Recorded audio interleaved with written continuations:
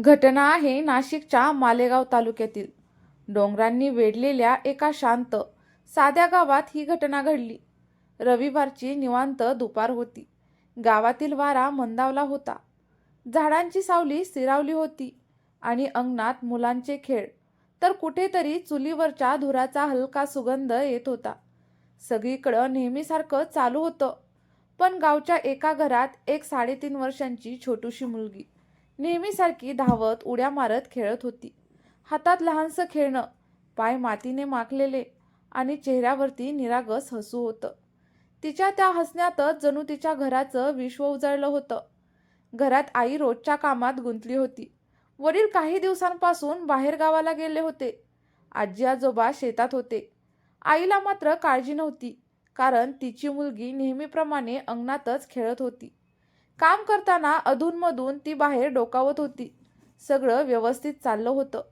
हळूहळू दुपार सरत गेली. सूर्य थोडा वाकू लागला. घराच्या सावल्या लांबू लागल्या. आईने पुन्हा एकदा अंगणात पाहिलं, पण यावेळी त्या ठिकाणी कोणीच नव्हतं. क्षणभर तिला वाटलं कदाचित ती शेजारी गेली असेल.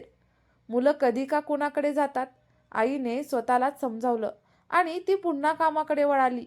पण काही मिनिटात मनात एक काळजीची दुकटी जमा होऊ लागली. तिने आपल्या मुलीचं नाव घेऊन हाका दिल्या, "ओ बाळा, कुठे आहेस?" पण शांत अंगणात एकही प्रतिसाद आला नाही. आईचा आवाज घाबरलेला होता. आता त्यात कंपही जाणवत होता. काही वेळात बातमी गावभर पसरली, तिची मुकली कुठं दिसत नाही. मग तर सगळं गावच एका जागी गोळा झाल्यासारखं झालं. पोरं, तरुण बायका, प्रत्येकजण कुठे ना कुठे शोधायला पळाले.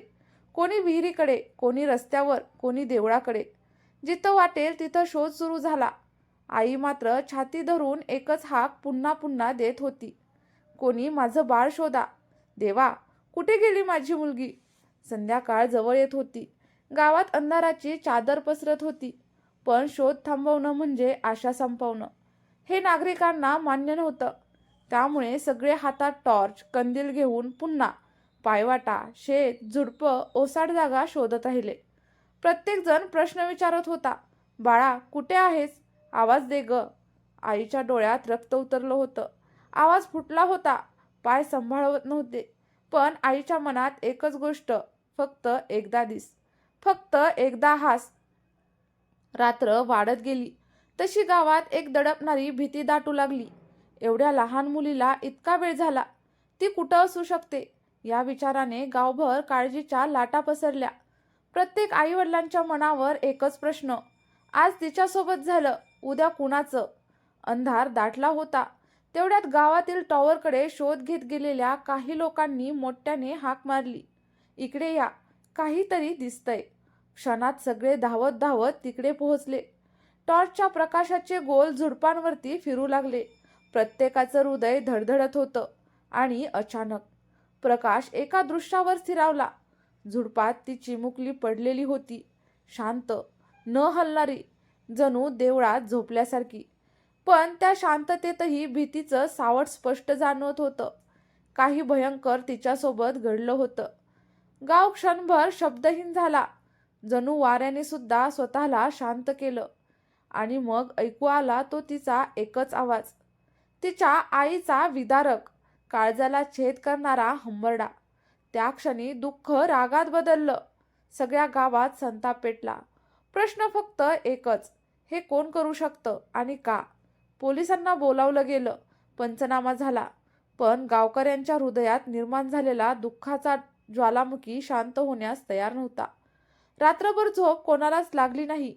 घराघरात हंबरडा, रडणं, राग. पूर्ण गाव जणू वादळात उभं होतं. सकाळ झाली तेव्हा सूर्यही जणू उदास दिसत होता. गावात शांतता होती, पण त्या शांततेत वेदनेचा आवाज दडलेला होता. आईचे हात थरथरत होते. तिला अजूनही विश्वास बसत नव्हता. कधी शांत बसायची, कधी अचानकच धावत अंगणात जायची. जणू तिचं मन अजूनही मुलीच्या शोधातच होतं. महिलांनी गावात एकत्र येत आवाज उठवला, "आमच्या मुलींवर अशी वेळ येणार असेल तर आम्ही शांत बसणार नाही." क्षणातच रस्त्यावरती आंदोलन सुरू झालं. टायर जाळले. महामार्ग रोखला गेला. लोक फक्त न्याय मागत होते. डोळ्यात अश्रू नव्हते, ज्वाला होती. पोलिसांचा ताफा आला, अधिकारी आले, आश्वासनं दिली गेली. पण लोकांच्या मनात एकच मागणी, दोषीला शिक्षा व्हावी आणि पुन्हा असं कोणाच्याही मुलीसोबत होऊ नये. तपास वेग घेत होता, चौकशी वाढत होती. काही संशयित नावं पुढे आली. गावाचा राग आता एकाच दिशेने वळू लागला आणि शेवटी एक नाव स्पष्ट झालं. पोलिसांनी आरोपीला अटक केल्याची बातमी गावभर पसरली. पण या बातमीने एक रिकामा पाळणा, एक ओसाड अंगण, एका आईचे दोन्ही डोळे काहीच परत येऊ शकत नव्हतं. दुसऱ्या दिवशी मुलीचा मृतदेह कुटुंबाला देण्यात आला. या अंत्ययात्रेत इतकं दुःख होतं की जणू हवा देखील शांत उभी होती. एक वृद्ध आजीने रडतच विचारलं, देवा, एवढ्या निरागस मुलीचं काय चुकलं होतं रे? आणि त्या एका वाक्याने सगळ्यांचे डोळे पाणावले. अंत्यसंस्काराचा धूर आकाशात विरत गेला आणि त्या धुराबरोबर एका घराचं संपूर्ण विश्वही नाहीसं झालं. पण त्या क्षणापासून गावाने एकच निर्धार केला, ही शेवटची घटना असेल. तरुणांनी रात्री गस्त घालायची जबाबदारी घेतली. महिला सतर्क राहू लागल्या. शाळा, रस्ते, पायवाटा सर्वत्र नवे नियम केले गेले. ती चिमुकली आता परत येणार नव्हती, पण तिच्या नावानं गाव जागं झालं आणि शेवटी जणू आकाशाकडे जाणाऱ्या धुरात तिचं एक हलकं कुजबुजणं ऐकल्यासारखं वाटलं. आता कुणी मला दुखावणार नाही, कारण तुम्ही जागे झाला आहात.